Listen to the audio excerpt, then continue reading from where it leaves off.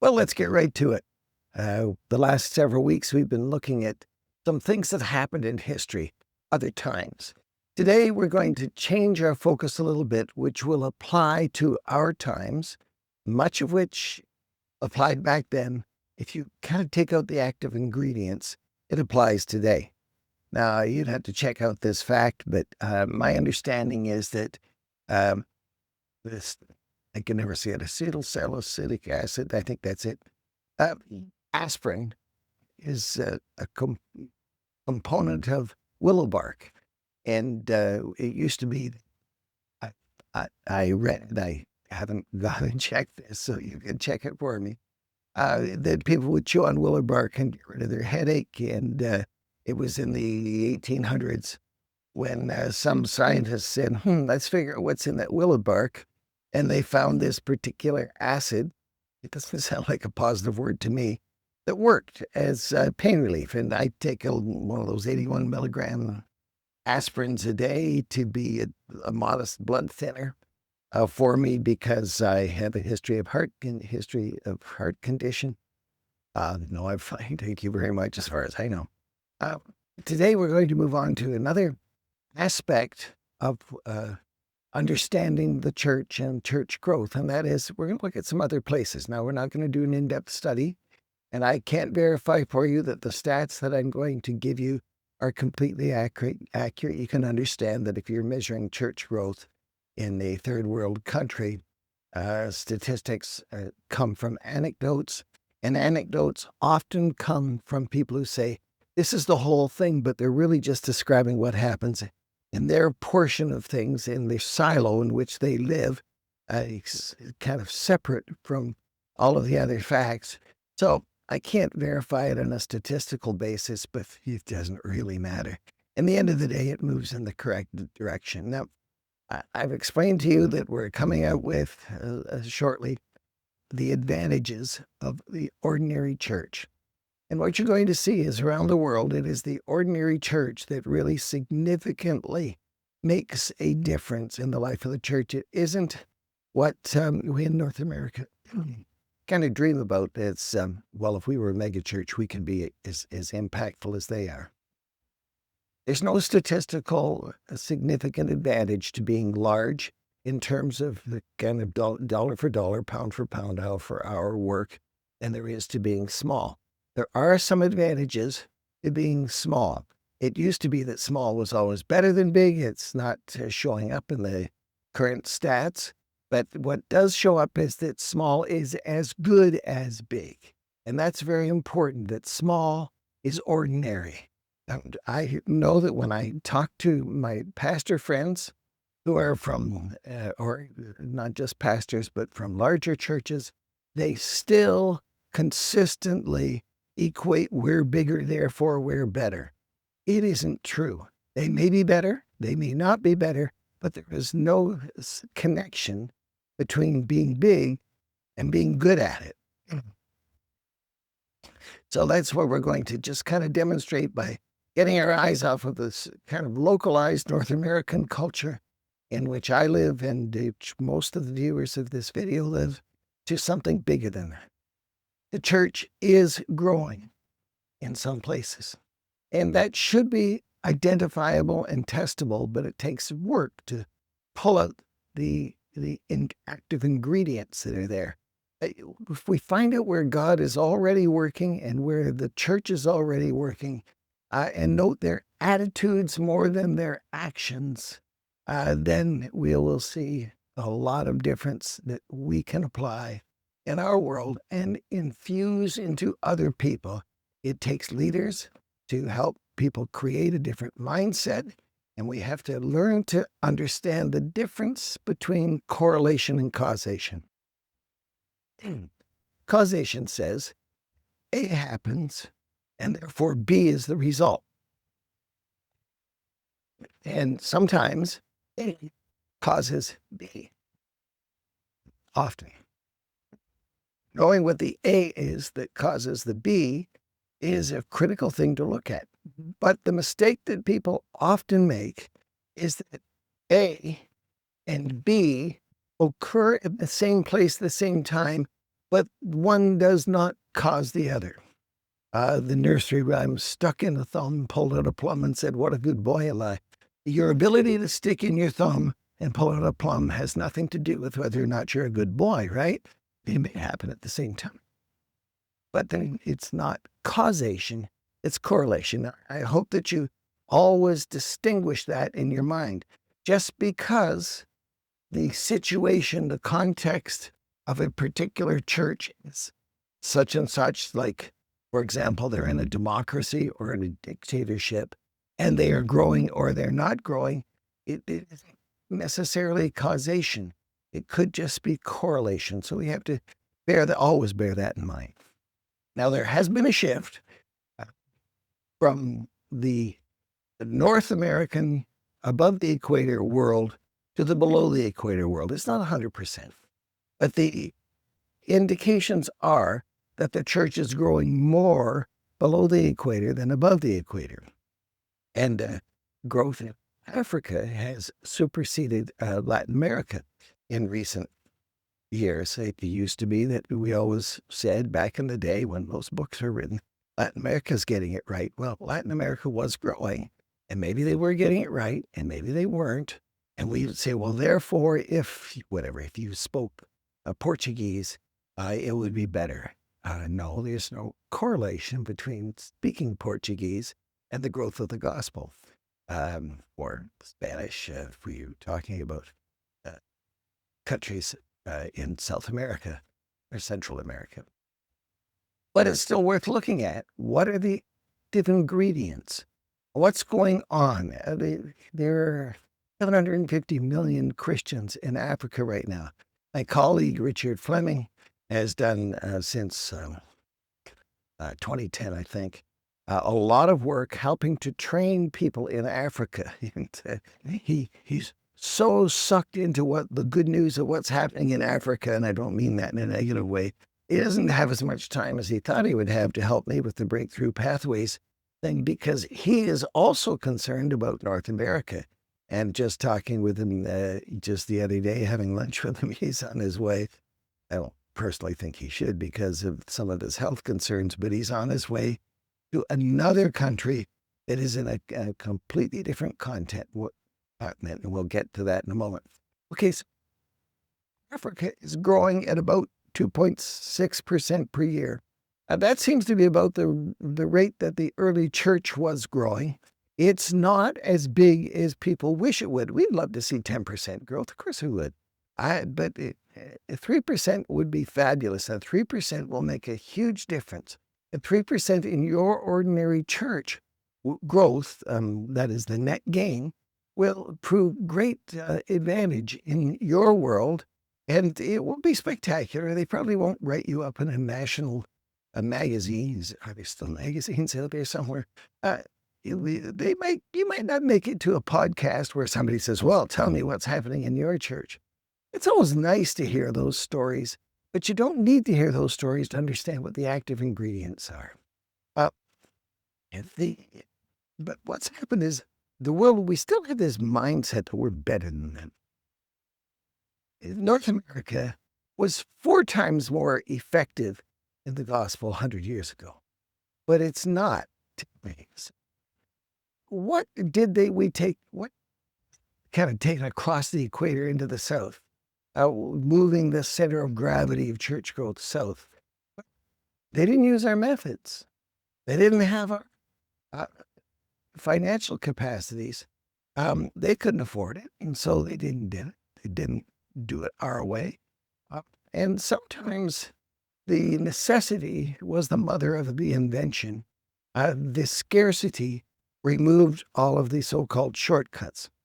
I hear all the time today say, well, you should be on social media.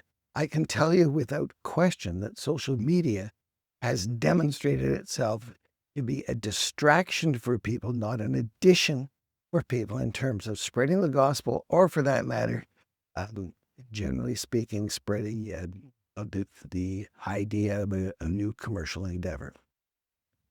Email works, mailed works, knocking on doors works. And there's something connected with those that we will get to in due course.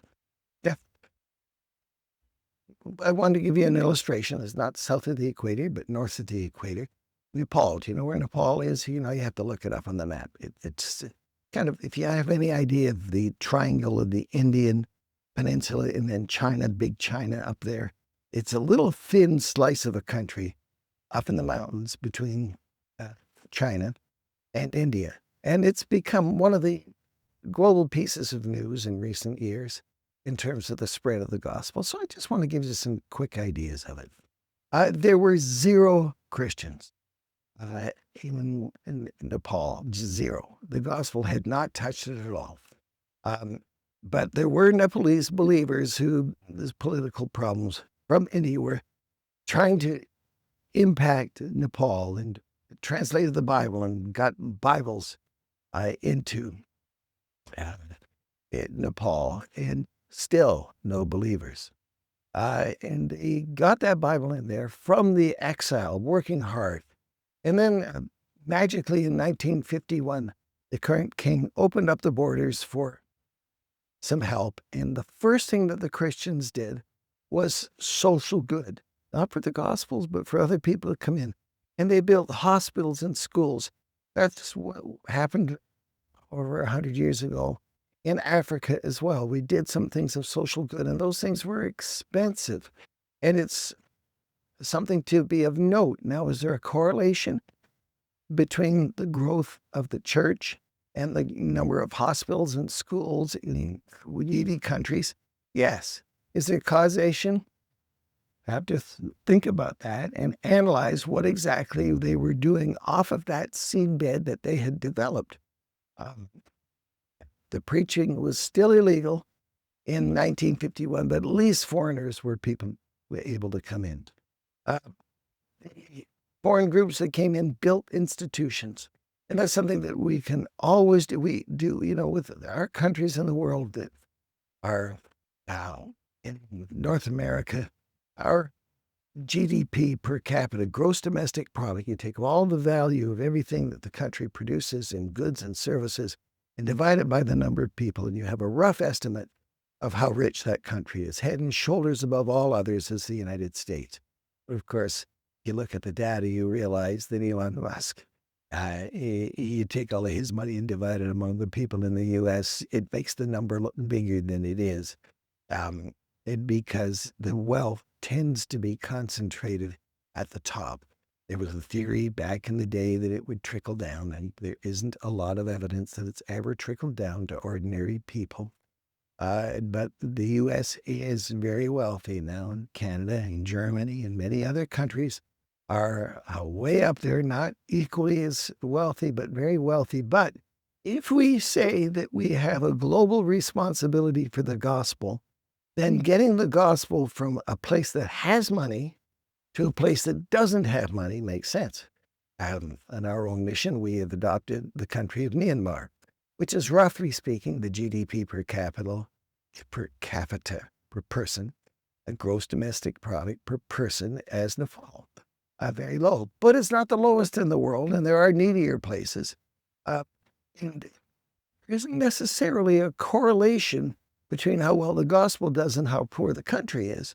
But there is an issue of our global responsibility to help the poor, to find ways to build the things that can do well in places that are on other parts of the world. The churches in Nepal were just very ordinary from the external perspective of what we would see.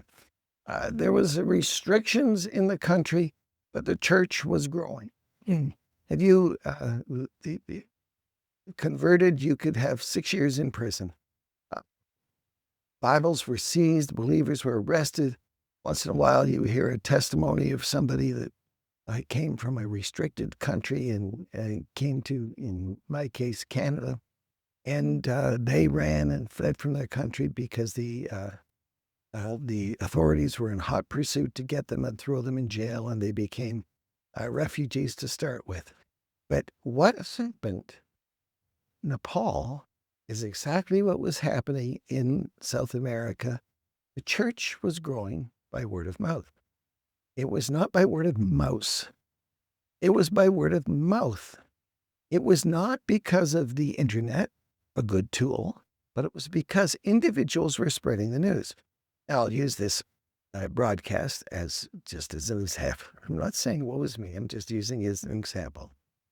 I have put this out there every week. This is episode 82, to describe what others have said and are doing about this whole business of making disciples over other ages. And there's many good principles that are lifted out, particularly from studying the Bible and the life of Christ. And I have worked on that with you, and I hope that you go back to do it. But you're not spreading the news. You know that because it isn't as fast a growing subscribers. YouTube gives me this little graph that says, oh, the graph is growing, but it's still incredibly small. Now, if this is worth hearing, if this is worth spreading, and I really trust that it is because I believe it is, and I might not have everything stated as well as somebody else, but at least I'm doing my bit to give you the opportunity to take this stuff and spread it out. But what I know is this. I get more traction with the word of mouth conversations that I have than with this word of mouth situation in which we find ourselves. That was always true. And it was true in those years of restriction in Nepal and in other places as well. So officially, there were no Christians in Nepal in 1951. By 1961, a decade, there were 458. I don't know where this number comes from. I can't prove to you that it's accurate, but it's what I've gathered. There were some Christians in this country. But by 1991, it had exploded, and it was under legal restrictions. You couldn't do this officially, but because people were talking to people who were talking to people and gossiping the gospel, it made a huge difference. And that happened when times were risky.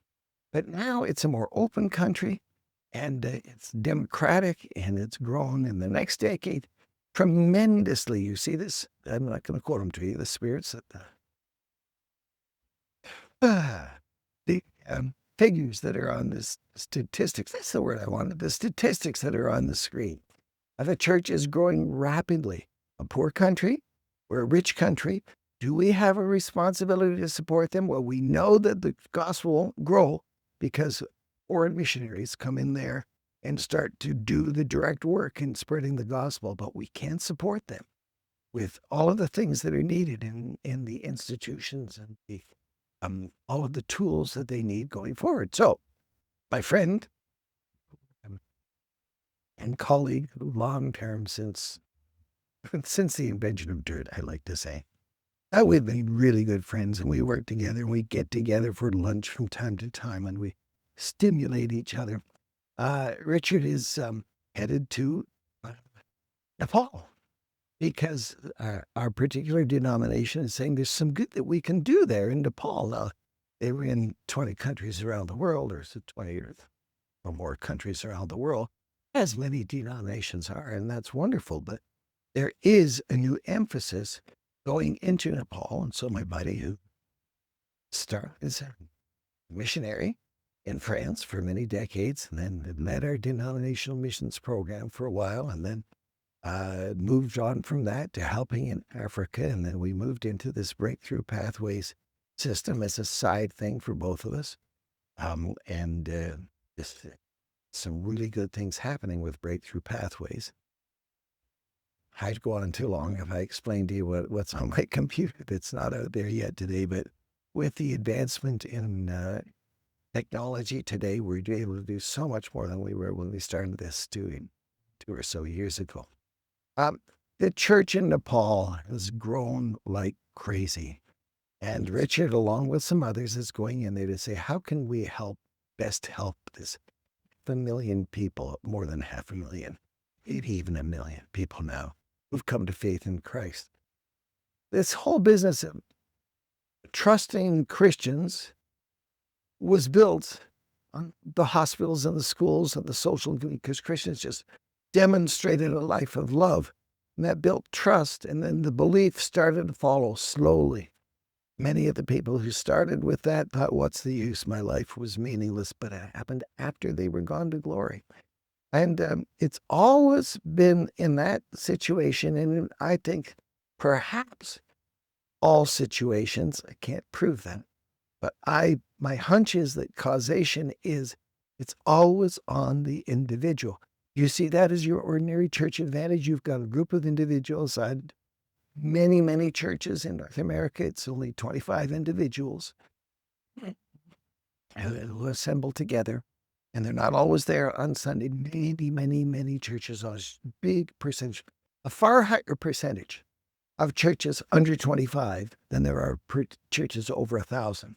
So pay attention to those churches under 25 that are, maybe they were 15 last year, but they're 25 this year, or they were 32 last year and they're 42 this year. Well, 32 to 42 on average attendance doesn't sound like much, does it? That's a 25% increase. That's worth looking at to see if there's a correlation between what's happening with what they're doing, but also, is it the active ingredient? Is what they're doing happening, or are people just moving to town? Or is there one person who is the magnet? And often there's only maybe 10% of the people who are the magnets in church who are gossiping the gospel and encouraging other people, doing it on their own time, not doing it in a systematized way. Find out if that's true. And if that's true, then find those two people in your church or whatever it is. You see, you have an advantage. You don't have to scan through a whole city to find a few people. You can work with the people that you've got until you find some other people. In Nepal, in South America, but also if you think about it, in North American conversion really happens one person at a time. And running a big campaign or saying, oh, we didn't win anybody, well, the follow-up is where it is. Everybody's equal, and that was one of the factors in Nepal that made a difference from moving from a very strict caste system where there were layers in the society to democracy has made a difference in there's a name for it, and I'm not sure what they call the untouchables. I've forgotten the word. The people of the lower caste, often they're the ones who receive the gospel first. And the movement in these countries is led by very ordinary people, not by seminary-trained people, just by ordinary people who are willing to live it out and earn their living some other way. And by the way, they work a lot longer hours to earn a living in low GDP per capita countries than they do in our country. So they don't have time for Netflix. They don't even know what Netflix is in many of these countries. They have time to talk to other people. They don't, the people who lead the churches are often totally unpaid. They just have a stirring in their bones that makes them get out there. And the ministry belongs to the people. The emphasis is always on the Bible. And I think here we've got causation, not just correlation. The Bible emphasis is always there. And what tends to happen is they have these things they might call discovery Bible studies where a small group of people get together and read a passage and say, what does it say? What does it mean? What does it mean to me? And slowly they move through what I call the cultivator's grid that I explained to you. And they move slowly. You can't force them through it. But if they keep coming to the meetings, many of them come to Christ. And they eventually say, well, what am I going to do differently? Which part will I obey? And then who can I tell once they finally get through it? And then usually they then come to their kind of aha moment, or they've gradually slipped into this convictional belief that Jesus is the Savior and he's their Savior. And who else can I tell? And they cleared it out, and the other person says, huh? And they are slow to accept it. And they need to learn how to just gradually and carefully live the right life before people and keep talking and keep listening. And it's amazing what happens. People keep discovering in these places where things move well, nobody demands a decision too early. I think that's where we've hurt ourselves in North America. We think one and done if we just go take them through this presentation. and kind of try and force them over the line that they'll get there. Remember, I went to one church's interim pastor, and I didn't give a public invitation. And the fine lady in the church came to me and said, but people might have been ready to receive Christ. Why didn't you give them an invitation? And I said, well, I believe that the Spirit of God and the people of God working together work in that person's life, and they will have a more solid, assured conversion if we give them the time to kind of be stirred in their own. And lo and behold, by the time it was gone in 2 years, many, many people had come to Christ. There was no public invitation, you see. The public invitation at a Billy Graham crusade was not the cause of people coming to Christ. It was a correlate. And it's not such a bad correlate. There was the mourner's bench back in the day. Graham wasn't the first guy to invent this public invitation. And there was always criticism that, well, some of those people, they're not serious. Come on, people. Jesus said that would be the way it is. He said, everybody who says, Lord, Lord, is going to enter the kingdom. It's how they behave that you're going to see. It's how they do the will of God. It's how they live, where you're going to have evidence that they actually are part of the kingdom. And in these places, it's not, well, we've got that taken care of. They've got their membership card, as it were, in their pocket. But that people keep the relationships going and keep working. In places where the gospel spreads, it's assumed that it's going to be expensive, necessarily, not only financially, but it is never you can, give $1 in place of a word. No, it isn't. It's both and. It's never either or. It's not the work that you do. It's the voice that you have in the way you live, but also in what you say, and you can get better at it. And they do get better at it, and they stumble at it, and they don't go to Bible college to get better at it. They learn from others around them, and it makes a huge difference. Right now, I have a friend who broadcasts every week into Iran, of all places, and I haven't heard the recent statistics in the last few months, but millions of people who have illegal boxes to hook up to satellites, not through the internet, because the internet is often shut down. The cell phone systems are often shut down to minimize the ability for them to spread political influence. But these people are somehow hearing the gospel and responding. And that growth of the number of people who are listening is astounding. Now, how many people are coming to Christ? Well, we don't have the actual direct stats anymore, but many. Are all of the people who say they come to Christ actually coming to Christ? No, it was always that way. Don't get upset when only a percentage actually keep coming. It was the same thing with Jesus, the feeding of the 5,000. They went on the other side of Jordan, and by word of mouth, they gathered, I'm going to say 15,000, because it was 5,000 or 4,000, two different deacons. 5,000 men and the women and children. So 20,000 people gathered. Jesus fed them. It was an incredible miracle. Most of them didn't stick, but some of them did. And that's why we're here. And that's the thing that we have to look at. In the places where the church grows, the work of the Spirit of God is expected. Now, in some cases, that is probably more the psychology of people than it is the Holy Spirit. But it is evidenced by the fact that there's an enthusiasm that's built within. Enthusiasm. The theos is the middle word there, which is the Greek word for God. And they're filled with God, and they expect something to happen. They expect that if they put out a little more effort, that something's going to happen. And that's true in North America. The people who go out and find other people in whatever ways they use expect to find the gold somewhere, that someone who will come to Christ. And in countries around the world that are poor, it's often true, since they don't have any money, all they got is their mouth. And so they don't depend on the YouTube where you should watch this video or something like that. Scarcity cuts out all of the shortcuts. They could say, well, I put a Bible in their door.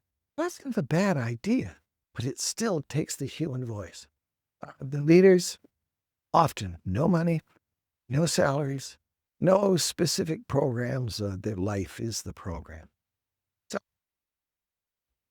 we looked at Coleman, Snyder, Engel, and Carter and Scott.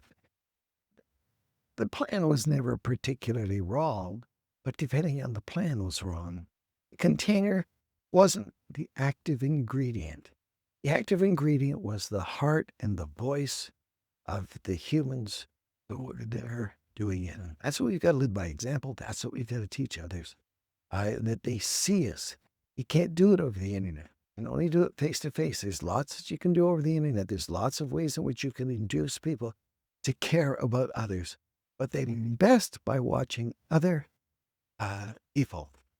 So all of the things that are available to spread the gospel are available to your church, not just the megachurch, not just the guy down the lane who has other staff members to interact with. That's nice, but it's not necessary. You can do it in your situation. You may not be the most gifted person, but it really does matter. Now, I'm going to drill down into workable solutions. I promised you this several weeks ago. I'm going to do that. I'm going to give you stuff that applies right here, right now, if you apply it. This will always be an evolution. It will be not something you say, whoa, big campaign. It's not a bad idea. There is a correlation between churches that run 3 or 4 big outreach events a year and them growing. There's a correlation. Is there a causation? I think the causation is that the people are paying attention to outreach, not so much the event. If they paid attention to outreach, they could probably save themselves several hours and thousands of dollars just by talking to the people. But, people come to programs because people say, oh, this program works. It's not the program. It's the power of the message. You don't need the money to do a special series of this or that. You just need to help people and demonstrate before people how to talk to strangers in such a way that small shifts become real fruit in your church. Then we're going to cut into. So what? Well, do something. Click subscribe right here to start with, if you're still with me. Pass it on to somebody. Say, hey, did you know this? Watch this. Why don't we get together for coffee at my place and fire up this YouTube video for less than an hour, and I want to get your opinion on it. What's the worst thing that can happen? They wasted an hour. You're going to tell me I wasted an hour in front of the television lying to me. Of course you have. So what you got to recognize that everybody can lead you to somebody, and everybody will lead you to somebody.